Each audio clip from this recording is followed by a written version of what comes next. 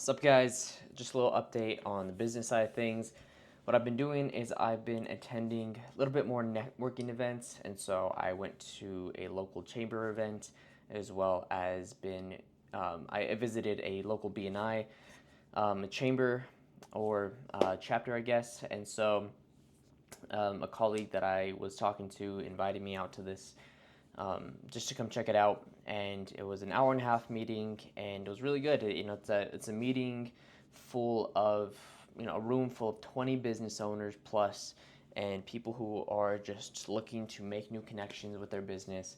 And it's something that I've attended in the past, and I didn't get too much value from it, and I think that's because I didn't really have the right mindset going in. I think I would just kind of focus on showing up and not really talking to people as much, and just was kind of expecting the business to come to me whenever I really needed to go out and actually make those conversations happen. And yeah, it's very interesting. I even thought, oh, this isn't going to be beneficial for me. It's a lot of low level businesses, thinking businesses making less than $1 million a year. At least that was my mindset in the past, but now it's kind of shifted a bit. I have come to realize, yeah, there's some people who maybe aren't making the most amount of money, but at the same time, there are businesses in there who they are making a lot of money, and they have been making a lot of money for a long time now, and they don't necessarily need to go to these networking events so that their business will run, but they continue to do so because it leads to more and more opportunities.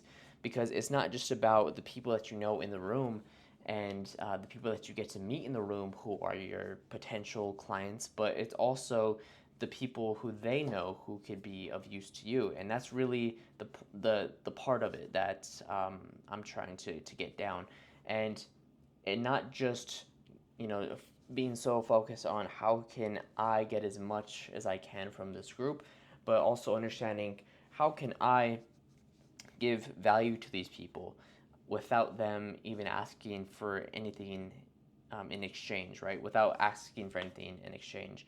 And just really building that trust with people, because that's really what matters. Trust goes a long way. And being more focused on, hey, how can I help you? How can I give you a good referral to somebody who might be able to help you out? And just kind of being aware of that and being referral minded and not being greedy with new leads that come in, and really being able to share the revenue with somebody. For example, if somebody comes to me saying, hey, do you do SEO? And for me personally, that's something that I don't do.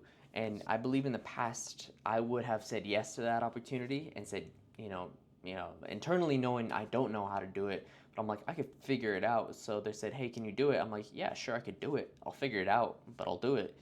And so, but what I find is that that doesn't lead to A, good results, B, it's just spending so much time and effort learning how to actually do the thing, as opposed to just referring it out to somebody else who is really efficient in doing that. And now you're building that relationship with that other person.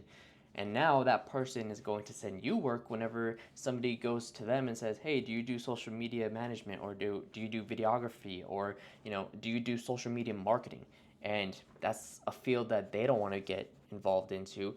But instead of them just saying, no, I don't know how to do that, and the conversation ends there, they could send that person over to me. And now we could share that revenue. And now it's helping everybody out, the clients, and now us as a business, as freelancers. We're actually being able to operate in our sweet spot because we're not having to figure out how to do new things. We are getting better and better and better at the one, maybe two things that we do, and that's it. And everything outside of that scope is really either a referral, or I'm going to subcontract that out to somebody else, and I'm just going to mark up the price by 30-40% maybe. And I think that's a way better way of going about it, as opposed to saying yes to the job and then doing it at a very cheap price to kind of undercut the market, and then trying to figure out how to do it. And you're like, oh yeah, I could learn how to do it, and I'll be technically making, I don't know, $70 an hour, let's say. At least that's the thought process going in. But there's so many unknown variables that don't make that idea a reality. It sounds nice, but there's so many unknown factors. Like for example, I took on a website not too long ago, and I am relatively familiar with websites, but I've had to do so much learning on it, and it's been such honestly a headache. And I'm finally getting to a point to where I'm like closing it out. But I honestly wish I either um, obviously charged higher and would have subcontracted out the work and just took a revenue percentage off the top and just to be like a project manager, or just referred it out to somebody entirely. And so I guess it kind of depends from case to case. It kind of depends on the service that that person is looking for. If it is beneficial for me to build a relationship with somebody who does that, then it might make more sense to just refer that whole thing out as opposed to taking it on as a subcontractor job, because then it's taking on more brain space that I could just use and allocate towards the people who are paying me for video and editing and social media management type of thing and marketing. And so, yeah, so learning those things has been definitely very important. I had a meeting today with my previous employer, which she was gracious enough to meet me for coffee.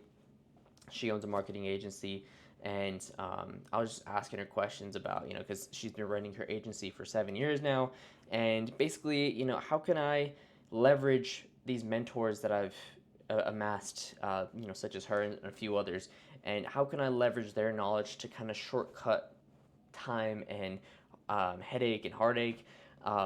And so she gave me a lot of great tips when it came to not only billing, but what that means to in developing a real professional relationship with your clients and them respecting me more, and as well as really just more the business side of things, such as like the accounting and bookkeeping, as well as obviously what I was just saying, not actually learning how to do the job, but subcontracting it out or just preferring it out entirely. And so I think right now I want to be getting into the sweet spot of where I know exactly what I'm doing and I get damn good at doing it. And so I definitely want to approach this whole social media marketing thing as more of a real entrepreneur, not just a glorified, I guess, freelancer or person who takes on these jobs and now I'm just figuring stuff out. And yeah, it just feels like I got myself another job, but the only problem is now I pay way more in taxes, and I'm probably getting paid less if I'm doing it that way. And that's the thing, if you take advice from everybody, and this is a common thing that I'm seeing, is that the people who are maybe not doing as well, not even as much like locally, but even just like nationwide, seeing people who are doing well and versus people who are doing not as well. There's definitely a difference in how they approach the work. Some people, they're like, I'll just do it all myself. And the other ones are, how can I delegate at least some of this out initially? At least for me starting out, there's parts that I need to delegate. I had a meeting with an editor a couple days ago, and it seemed to be a promising meeting. He's great at editing. He's good enough where I think he would be a good fit for clients, uh, even us working together. Um, but the main thing is that I'm looking for somebody who could be that editor, videographer, and social media marketing person in my business, to where I can focus more on like the sales and marketing side.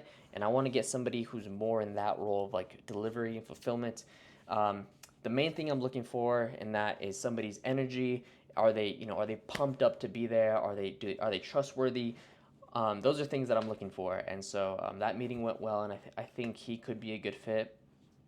And so, um, yeah, but at the end of the day, I still need to have good boundaries in place with not only my clients, but subcontractors, and making sure that I'm not screwing anybody over, because although it may not be on purpose, it could be on accident. And if you're not aware of somebody else's perspective, it can be very easy for someone to feel like they're being taken advantage of, or they're not getting their full money's worth, or whatever. Maybe they're just not being fully respected. And that's something I want to avoid completely because I've experienced that, and I wouldn't want to put that on other people just because I'm so busy. Anyways, it's a lot of stuff. I've already been talking now for like 10 minutes. A lot of thoughts. I know a lot of it maybe didn't connect together too well, but yeah, that's just kind of where I've been at for the past couple days now, for this week. And yeah, more updates to come later.